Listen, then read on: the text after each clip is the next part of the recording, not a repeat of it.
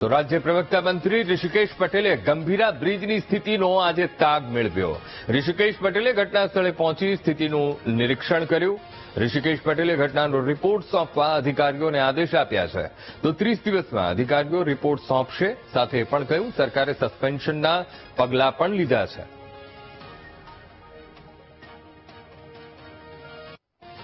જે પ્રાથમિક તબક્કો અને પ્રાથમિક અહેવાલ છે એ પ્રમાણે પેડેસ્ટલ અને આર્ટિક્યુલેશન એ ક્રશ થવાના કારણે એ આખું જે કહેવાય સ્લાઇડ થયું છે અને એના કારણે પ્રાથમિક એવું લાગે છે। અને કદાચ મેં વાત કરી આરએનબીના અધિકારી ગાંધી સાહેબ એની સાથે પણ એમને પણ કહ્યું કે પ્રાથમિક અહેવાલમાં આ પ્રકારનો આપણને રિપોર્ટ મળ્યો છે। એટલે એકંદરે જ્યારે પણ કોઈ આવો બનાવ બને એટલે ત્યાં તાત્કાલિક કોઈ એવા અધિકારી આવી જાય જેના કારણે આખી વ્યવસ્થા સ્વાભાવિક છે હું અહીંયા આવું અથવા તો કોઈ બીજા કોઈ અધિકારી મોટા આવે તો એ વ્યવસ્થાની સાથે જે કામગીરી કરવાની છે એમાં બાધા ન નીવડે એટલા માટે જ આજે લગભગ કામગીરી સંપૂર્ણતાને આરે છે। બધા સાધનો નીકળી ગયા છે। એક જે ગડર પડી છે એ ગડરના નીચે એક મૃતદેહ દેખાઈ રહ્યો છે પરંતુ એ ગડરને કાઢવાનું કામ અને એમાંથી એ બોડીને રેસ્ક્યુ કરવાનું કામગીરી એ ચાલી રહી છે। ગંભીરા બ્રિજ દુર્ઘટનામાં એક ચમત્કારિક ઘટના બની। અચાનક ટ્રક સાથે નદીમાં ખાબકેલા વ્યક્તિ માટે ટ્રક ડ્રાઈવર જાણે દેવદૂત બનીને આવ્યા। રાજસ્થાનના ગણપતસિંહ અને દિલીપસિંહ ટ્રકમાં મુન્દ્રા જઈ રહ્યા હતા ત્યારે ગંભીરા બ્રિજ પર દુર્ઘટનાનો ભોગ બન્યા હતા। જોકે નદીમાં ખાબક્યા પછી ટ્રક ડ્રાઈવર કાચ તોડીને બહાર નીકળી ગયા હતા। તો એક પગ ભાંગી ગયો હોવા છતાં પોતાના સાથીદારને તેમણે બચાવ્યો। પોતાના સાજો એ પગ લાંબો કરીને સાથીદારને બહાર નીકળવામાં તેમણે મદદ કરી હતી। બંને લોકો બચીને બ્રિજના પિલરના ભાગે બેસી ગયા હતા। તરતા ન આવડતા દિલીપસિંહને હાથ પગમાં ફ્રેક્ચર થયું અને બચવાની કોઈ આશા નહોતી। એવામાં દેવદૂત બનીને આવેલા ગણપતસિંહે તેમને બચાવ્યા હતા। તો વીટીવી ન્યૂઝ ગણપતસિંહનો બહાદુરીને સલામ કરે છે। સાહેબ ખબર ન પડી, ટ્રક મારા કાકા ચલાવતા હતા બરોબર, હું ઊંઘી ગયો હતો બરોબર, મને કઈ ખબર જ ન પડી શું થયું। મને તો એક ખબર પડી ગાડી અંદર પાણીમાં ગઈ ને એ ખબર પડી પુલ, પછી જોયું પુલ તૂટી ગયો। મને તો એ ખબર જ નથી પડી પુલ તૂટ્યું શું થયું, કેમ કે હું ઊંઘમાં તો જાગતો નતો। કઈ ખબર જ ન પડી સાહેબ। બેભાન એમ તો હોશમાં હતો બરોબર, પણ બેભાન નહીં। હું મારા કાકાને જ ગોતવામાં પડ્યો હતો बरोबर, પછી तो मारो मगज જ काम नतु करतो। धीरे धीरे सब गाड़ियां चल रही थी, उनके पीछे पीछे मैं भी चल रहा था। पुल पे खड्डे थे, जैसे वहां पे जाके वो खटारा का ड्राइवर था उससे बात करने की मैंने कोशिश की, उस तक बहुत खड्डे पड़ गए। इतनी देर में तो गाड़ियां गिरी गई, कोई पता नहीं चला कैसे टूटा वो, कुछ क्या हुआ कोई पता नहीं चला। તો ગંભીરા બ્રિજ દુર્ઘટનામાં મૃત્યુઆંકમાં વધારો અને બ્રિજ દુર્ઘટનામાં અત્યાર સુધીમાં 20ના મોત થયા છે। આજે વધુ 2 મૃતદેહ નદીમાંથી કાઢવામાં આવ્યા। નદીમાંથી ટ્રકને બહાર કાઢતા જ 2 મૃતદેહો દેખાયા। તો રાહત અને બચાવ કામગીરીમાં વધુ એક અડચણ પણ ઊભી થઈ। ઘટના સ્થળે સોડાએશ ભરેલું ટેન્કર લીક થયું। સોડાએશ પાણીમાં મિક્સ થતા આંખમાં બળતરાની ફરિયાદો પણ થઈ રહી છે।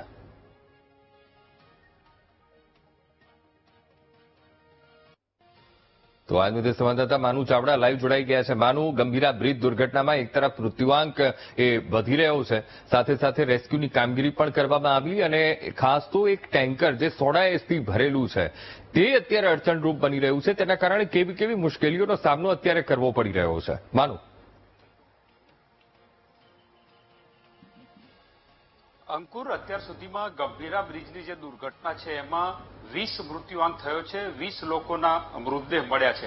રેસ્ક્યુ ઓપરેશન અત્યારે પણ ચાલી રહ્યું છે। હજુ આ 3 ટ્રકો છે એને હેવી મશીનરીથી ખેંચી અને બહાર લાવવામાં આવી છે। હજુ એક ટેન્કર છે એ અંદર પડ્યું છે ને એમાંથી સોડા એશ લીકેજ થઈ રહ્યો છે। એના કારણે પાણીમાં જે કર્મચારીઓ જે રોકાયેલા લોકો છે ઉતરે છે તેમને શરીરે બળતરા થાય છે, ચર આવી રહી છે, આંખોમાં બળતરા થઈ રહી છે। એટલે હાલ આ ઓપરેશન છે એ થોડું ધીમું પડ્યું છે કારણ કે પાણીની અંદર સોડાએશ મિક્સ થઈ રહ્યો છે। કલેક્ટરે પણ થોડી વાર પહેલા કહ્યું કે આના કારણે થોડીક કામગીરી છે ધીમી થઈ રહી છે। જે ફાયરના અથવા તો એનડીઆરએફના જવાનો જે પાણીમાં છે ત્યાં એમને આંખોમાં બળતરા થવાની ફરિયાદ ઉઠી રહી છે। એટલે જે ટેન્કરમાં સોડાએશ હતું એ લીકેજ થયું છે અને એના કારણે આ સ્થિતિ સર્જાઈ છે। આજે છેલ્લું એક ટ્રક છે બહાર કાઢવામાં આવ્યું ને જે ગડર પડ્યો છે જે બ્રિજનો, એની નીચેથી 2 મૃતદેહ દેખાયા છે એવું અત્યારે ત્યાં રેસ્ક્યુમાં જોડાયેલા જે કર્મચારીઓ છે કહી રહ્યા છે. બીજી તરફ ત્યાં ગડરને તોડવાની કામગીરી છે એ પણ અત્યારે ચાલી રહી છે, કારણ કે આખો બ્રિજનો સ્પાન છે એ પડ્યો છે ને એની નીચે મૃતદેહ છે એ કાઢવાના અત્યારે પ્રયત્ન ચાલી રહ્યા છે. અત્યાર સુધીમાં આજે 3 ટ્રકો અને 3 નાના વાહન અને 1 બાઇક આજે ખેંચી અને એને બહાર કાઢવામાં આવ્યા છે. અને આજે જે આ 2 ડેડ બોડી દેખાય છે એટલે કુલ મૃત્યુઆંક 20 ઉપર પહોંચ્યો છે. અત્યારે હાલ પણ આ રેસ્ક્યુ ઓપરેશન ચાલી રહ્યું છે, કારણ કે ગડર તોડી અને જ્યાં સુધી ઉંચકવામાં નહીં આવે ત્યાં સુધી અંદર કેટલા લોકો ફસાયેલા છે નહીં ખબર પડે, એટલે અત્યારે હાલ પણ આ ઓપરેશન ચાલી રહ્યું છે. પરંતુ સોડા એસ પાણીમાં લીકેજ થવાના કારણે અત્યારે જે કામ કરી રહેલા લોકોને આંખોમાં બળતરા થઈ રહી છે અને શરીરે ચર પણ આવી રહી છે, એવી સમસ્યા અત્યારે ઉભી થઈ રહી છે. તેમ છતાં આ ઓપરેશન ચાલુ રાખવામાં આવ્યું છે અને જે ગડર પડ્યો છે એને તોડી અને એને ખસેડવાની કામગીરી છે કરવામાં આવી રહી છે. અત્યાર સુધી 20 મૃત્યુઆંક થયો છે. લોકો જે સારવાર લઈ રહ્યા છે એમની સારવાર પણ ચાલી રહી છે. મંત્રી અત્યારે મુલાકાત લઈ અને ઋષિકેશ પટેલે જરૂરી સૂચનાઓ પણ આપી છે અને કાર્યવાહી જે છે ઝડપી થાય એના માટે પણ અત્યારે કહેવામાં આવ્યું છે. જી અંકુર. જી બિલકુલ માનું, સમગ્ર માહિતી સાથે જોડાવા બદલ આપનો આભાર. અત્યારે તો રેસ્ક્યુની કામગીરી હજુ પણ યથાવત છે, પણ એક ગડર અને ગડરને તોડવાની પ્રક્રિયા એ અત્યારે બચાવ કામગીરીના ભાગરૂપે કરવામાં આવી રહી છે, કારણ કે નીચે મૃતદેહ દેખાયા છે, મૃત્યુઆંક વધ્યો છે, 20 થયો છે. રાહત બચાવ કામગીરી હજુ પણ શરૂ, પણ ઘટના સ્થળે જે સોડાએશ ભરેલું ટેન્કર છે એમાંથી સોડાએશ લીક થયું છે, તેના કારણે અત્યારે અડચણનો સામનો કરવાનો વારો આવ્યો છે. ગંભીરા બ્રિજ દુર્ઘટના પર કોંગ્રેસ નેતા અમિત ચાવડાએ પ્રહાર કર્યા છે. તો મને કોઈ અકસ્માત નહીં થાય, કોઈ દુર્ઘટના નહીં ઘટે, મારો જીવ નહીં જાય, એ તો સરકારના ભરોસે.